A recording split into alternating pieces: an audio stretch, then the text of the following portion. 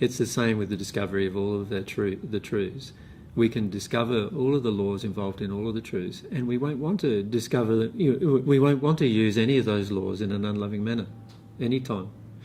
So that's what we can do if we're in harmony with love ourselves. So is that the second most important truth that you could receive from God?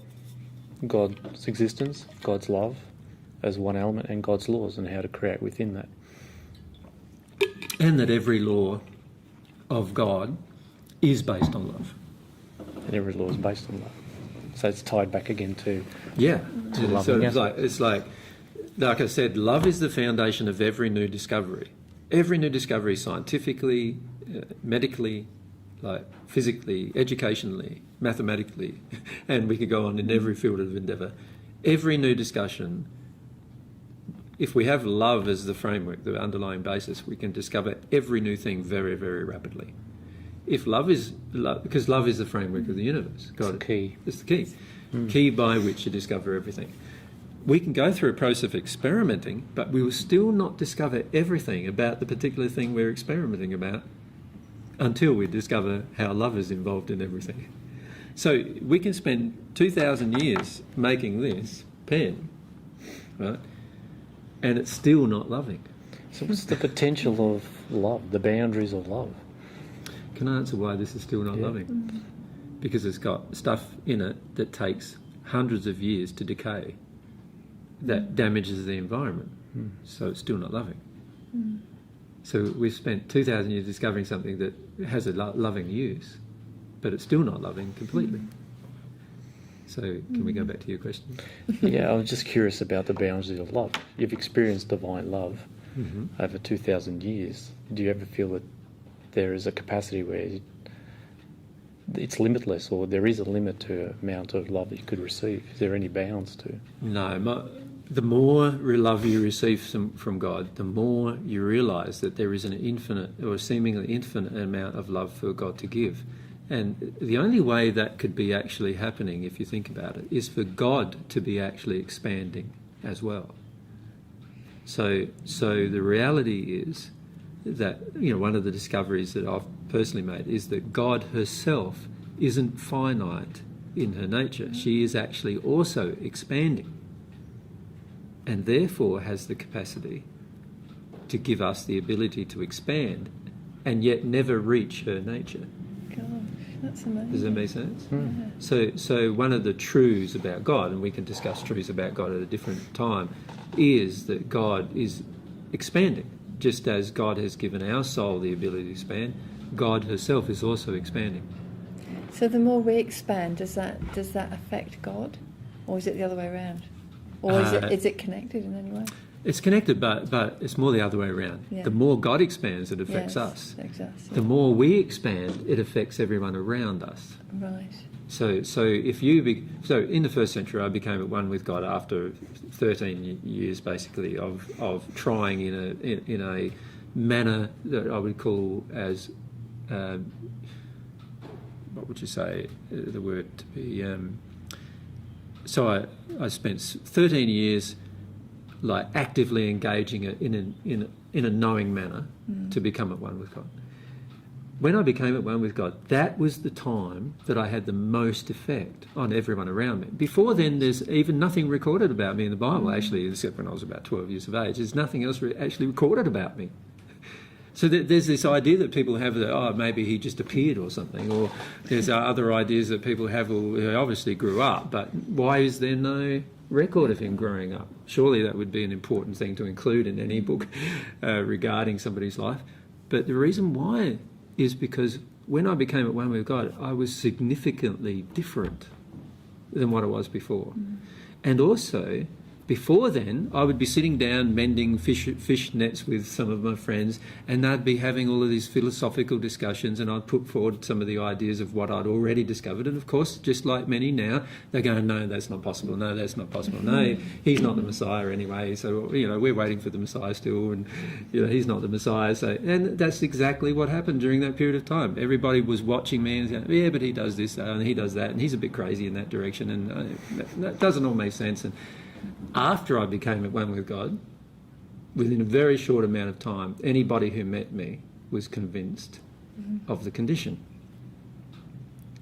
Now, that only happened when I was 31 years of age. From that time onwards, right? So again, there was an outward demonstration of this relationship, right, at that point. Before you reach at one with God, there's not as much of an outward demonstration of the relationship, so therefore people have their intellect to use to work out whether the person's telling the truth or not. And so most of the people I knew, you attempted to use their intellect, and of course they used their intellect stating, well, you know, no one they know would be the Messiah, so it couldn't have been me, and so they didn't listen very much. And why did they start listening when I was 31? So nobody ever asked that question, really.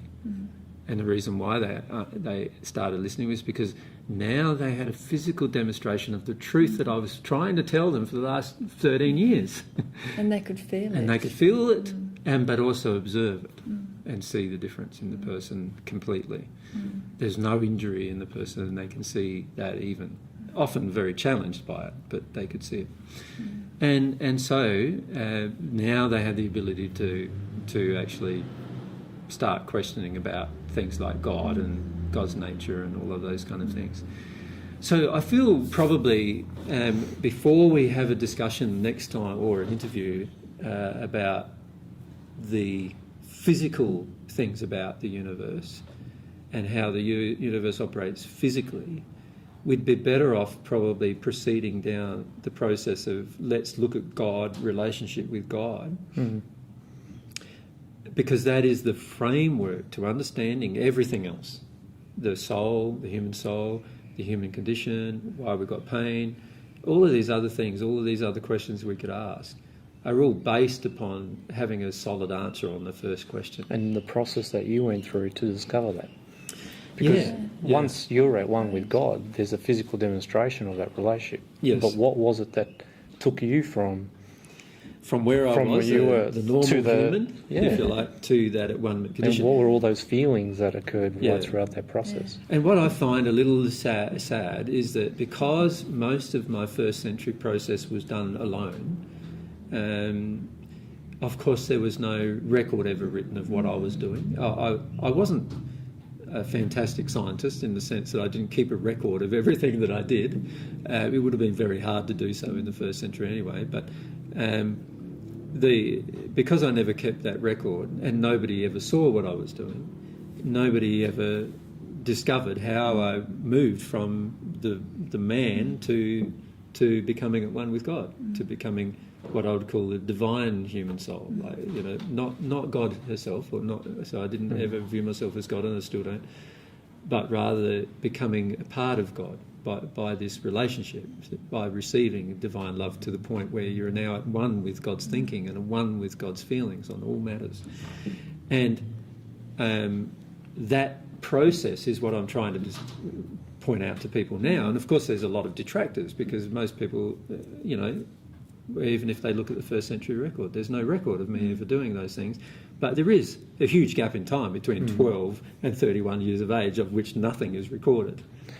Just in terms of God's existence and God's love, within that framework where you, at the time where you came at one with God, when was it completely 100% confirmed for yourself that God existed and that you need to receive God's love to evolve? When I was very young and this is now asking questions about my life in the first century, I suppose, and it would pay for us to do a set of interviews about my life in the first century in total, because that way it would give concise answers about all sorts of things. But if I just give a brief summary, basically, by the time I had my first conscious thought, I was already feeling like God existed, because I felt I could feel God.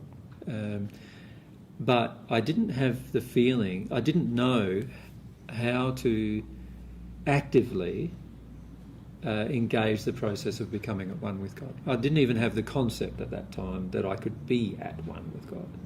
Right? That grew over a period of time through discovery, through a lot of discovery, through trusting what I was attracting, through my soul condition, attracting through the law, what's called the law of attraction, to me. All of these things were telling me truths about God and telling me truths about what I had to do to become at one with God.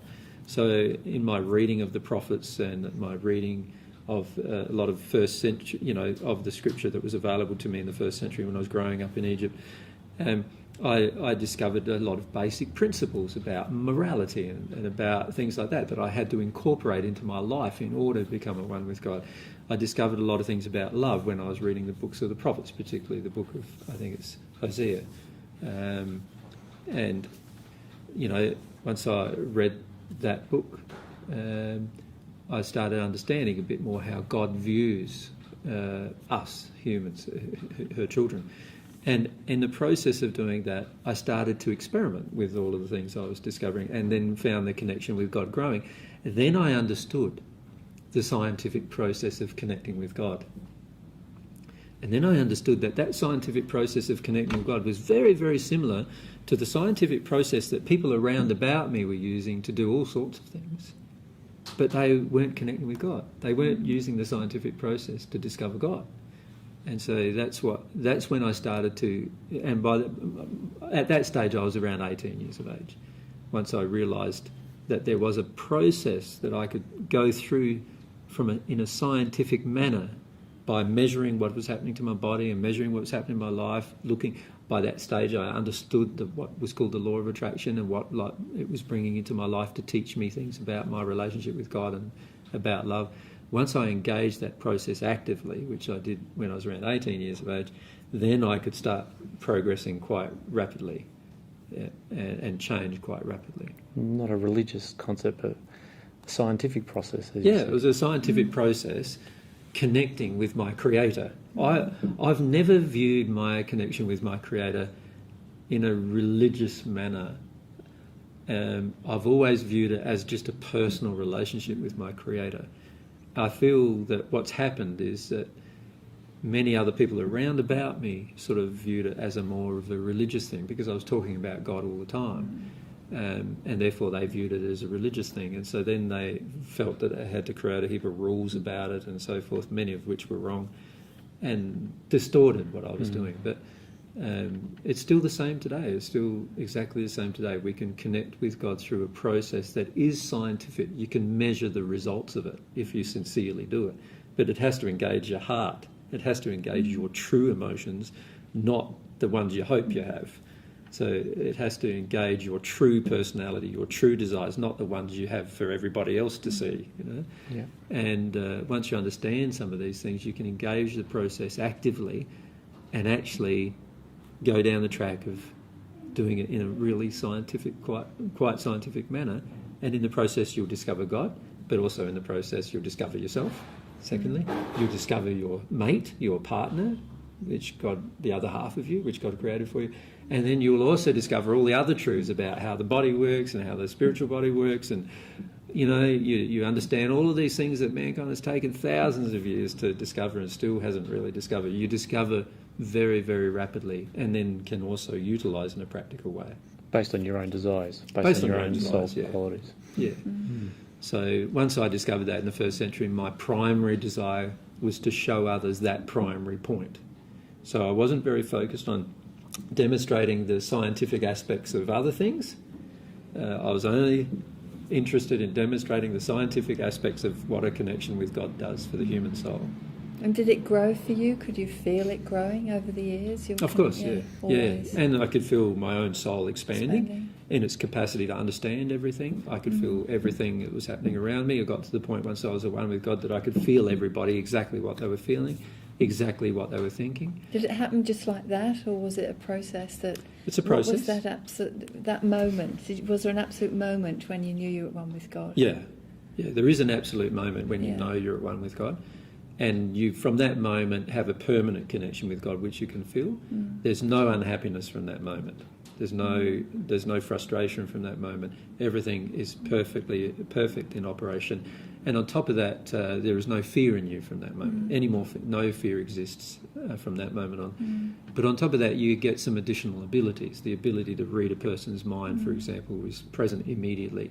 Whereas at the moment, some people have what they think is the ability to read a person's mind, but what they actually have is a spirit who can read the person's mind, telling that person what the mind of that person is saying, And also you start reading person's bodies as well, like their emotions in their body and what emotions are causing their diseases. And you have obviously the ability to cure their diseases, but only in harmony with Yes, in love. only in harmony with God's laws. You wouldn't choose to do it outside of that.